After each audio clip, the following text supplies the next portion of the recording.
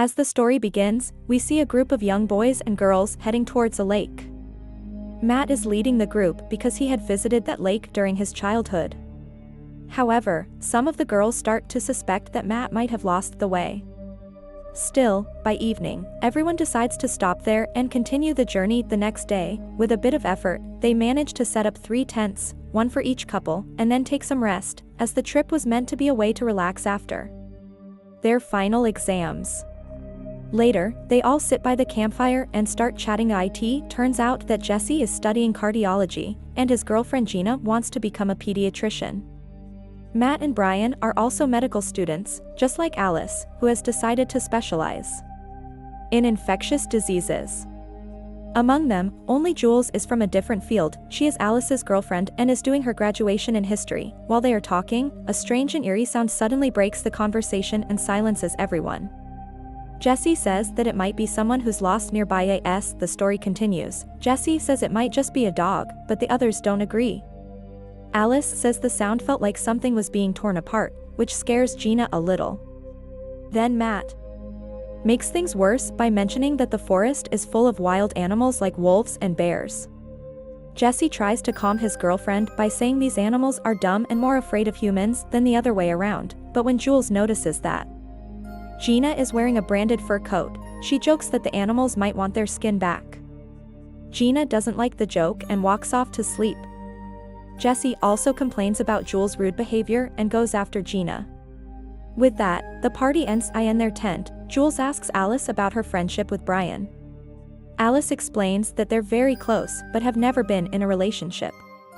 The topic then shifts to coming out. Both girls were raised very differently, so it's a sensitive subject.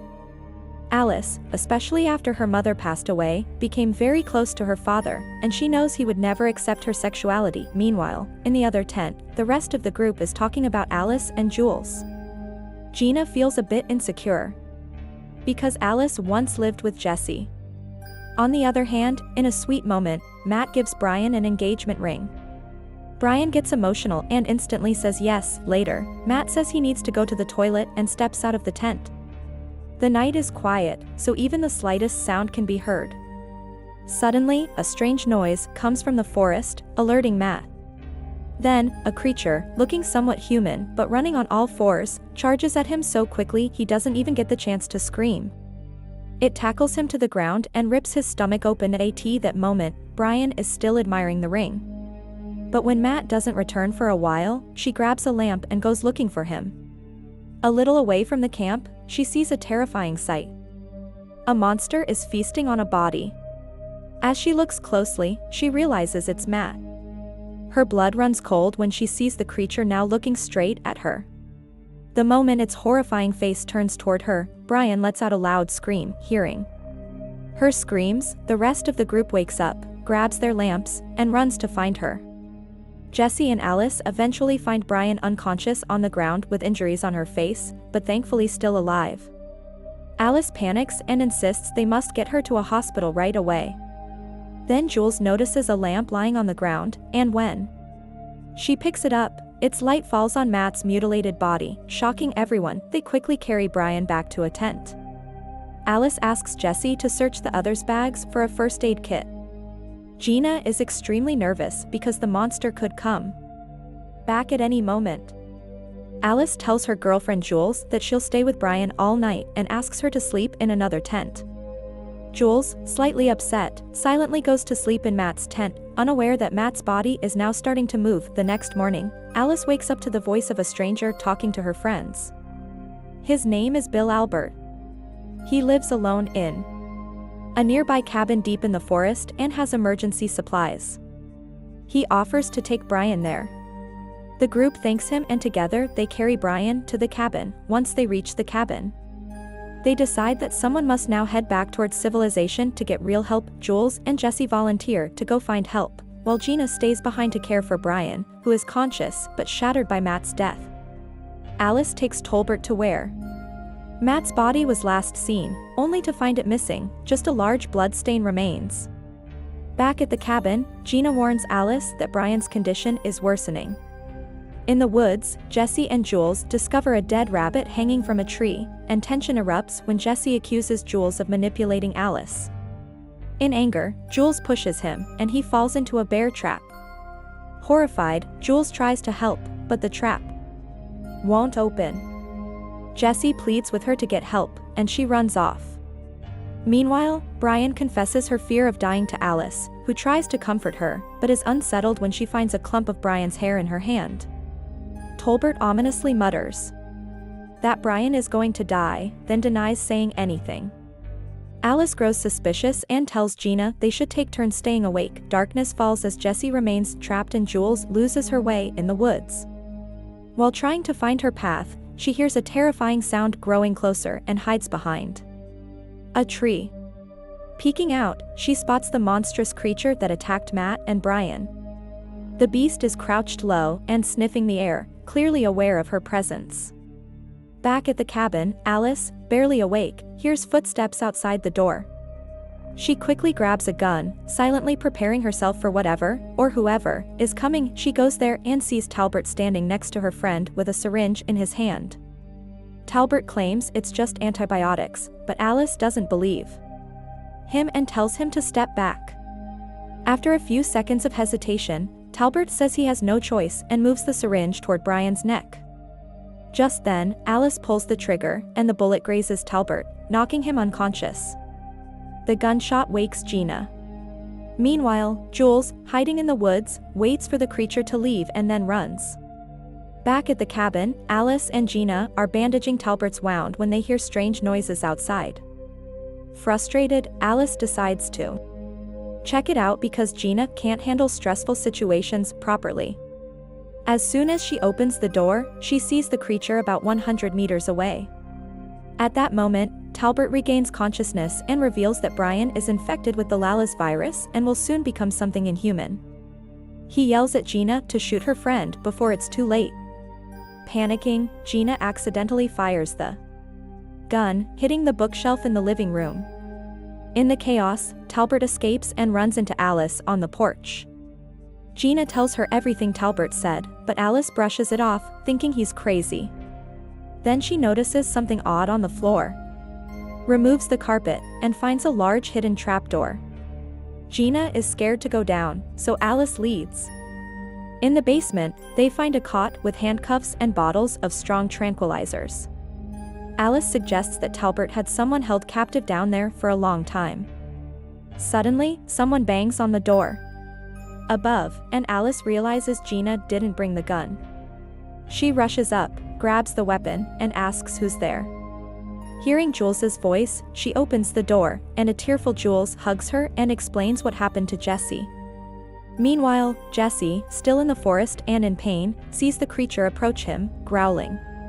When it gets closer, Jesse realizes it's Matt, but Matt attacks and begins devouring him. The next morning, Alice and Jules go to find Jesse, leaving Gina at the cabin with Brian. They find Jesse's body and discover he still has a faint heartbeat. He's technically alive. Using a stolen tool from Talbert's cabin, Alice unlocks the trap and they carry Jesse back. They begin carrying Jesse back, but on the way, Jules gets tired and asks to rest for a moment. After a short break, they manage to bring Jesse to the cabin, where Gina panics at the sight of him. Alice explains that she believes it's a virus transmitted through an animal bite, and both Brian and Jesse must be taken to the hospital. Since it's getting dark, they decide to leave the next morning and take turns keeping watch. However, Jules eventually falls asleep, and someone sneaks in, takes the gun from her hand, and points it at Alice's forehead. At that exact moment, Jesse's eyes suddenly open in the bedroom, startling Alice awake. She panics upon seeing Talbert holding the gun. Talbert angrily scolds her for not listening to him and insists he would do anything to protect his son. Meanwhile, Jules, hearing the commotion, quietly grabs a knife from the kitchen. Downstairs, Gina wakes up and sees one of Jesse's broken teeth near her on the bed. In the dark room, she hears a strange gurgling noise and sees a shadow moving. Atop the dresser, it suddenly lunges at her, causing her to scream. Hearing this, Talbert gets distracted, and Alice and Jules use the opportunity to wrestle the rifle from him. As Jesse bites into Gina's neck, Jules stabs Talbot, causing him to drop the gun and holds him down while Alice runs to the bedroom. She arrives to find Jesse attacking, but he escapes through the window. Shaken, Alice finally agrees to listen to Talbot. He reveals that the first creature who attacked Matt was actually his own son, Ben. He refers to the disease as the wild virus, explaining he had kept Ben locked in the basement with chains for a long time, but eventually, Ben escaped. Talbot reveals that the virus is deadly and has no cure. In its second stage, the infected rise even after death. He says the infected rest during the day and hunt at night, just like what happened to his son, who turned on his own family and infected his mother, wife, and daughter. Talbot watched his entire family transform. When Alice asks what will happen to her friends, Talbot sadly says there's only one way, a bullet. Gina protests, and Alice decides to lock Talbot in the basement for now so they can figure out what to do. Jules goes to check on Brian and starts noticing something is wrong with him. The transformation had already begun, which led to a heated argument between Jules and Alice. Jules was now beginning to believe that Talbot might have been right, but Alice still hadn't given up hope of saving her friend. So they took Brian down to the basement and asked Talbot to help. They tied Brian to the same bed, but during the process, Gina got scratched on her face. Alice sent Jules upstairs to get some supplies. While Jules was gathering things, a creature secretly watched her from the cabin window, though she didn't notice and returned to the basement. Alice tended to Gina's wounds, and together, they tightly restrained Talbot. Suddenly, loud banging echoed from above, and Talbot warned, "They're here." Alice rushed upstairs with a weapon, checking every room. She noticed a hole in the door. Meanwhile, Jules kept watch below as Talbot tried to provoke her. He warned that Gina was changing too and urged Jules to sedate her. Jules didn't believe him but still prepared a tranquilizer just in case. Talbot suddenly attacked Jules with the same syringe, injecting her in the neck. Meanwhile, Alice peeked through the hole in the door and saw a monstrous face. Without hesitation, she inserted the gun barrel into the hole and fired. After checking the house, she thought the danger had passed, but Jesse attacked her from behind. Her next shot missed, and Jesse escaped into another room. As he tried to ambush her again, Alice was ready this time and shot him square in the head. In the basement, Talbot shoved Alice down the stairs. Her head hit the floor, and she lost consciousness. At that moment, Gina's eyes opened, her transformation had begun. Talbot escaped and locked all the girls in the basement. But karma hit quickly. His own son, the creature Ben, attacked him. When Alice woke up, she saw that Gina had fully turned into a monster and was looming over the unconscious Jules. Alice grabbed a bat and saved her girlfriend by smashing Gina's skull. A while later, Jules regained consciousness, and Alice explained everything. She said Ben was still in the cabin, but they were safe as long as he stayed in the basement. Suddenly, Brian woke up screaming. Alice sedated her again. Upstairs, Ben was clawing at the floor, growling like a hungry animal. Alice told Jules that once Ben entered the basement, she'd distract him so Jules could escape without looking back. The trapdoor broke, Ben fell in, and Alice attacked him with the bed. Jules ran. In the chaos, Alice rushed upstairs, grabbed a gun, and shot Ben as he climbed out, but there was no time to celebrate. Outside, a scream rang out. Jules was being chased by another creature in the forest. Alice arrived just in time and shot it from a distance. But then she noticed a scratch on Jules' stomach. Jules cried, saying she didn't want to become a zombie, and begged Alice to end her pain. Alice broke down, saying she couldn't do it, but she understood that Jules didn't want to become like Gina. They sat together until sunrise. Then, Alice handed Jules the gun and stepped back. Trembling, she heard the gunshot behind her.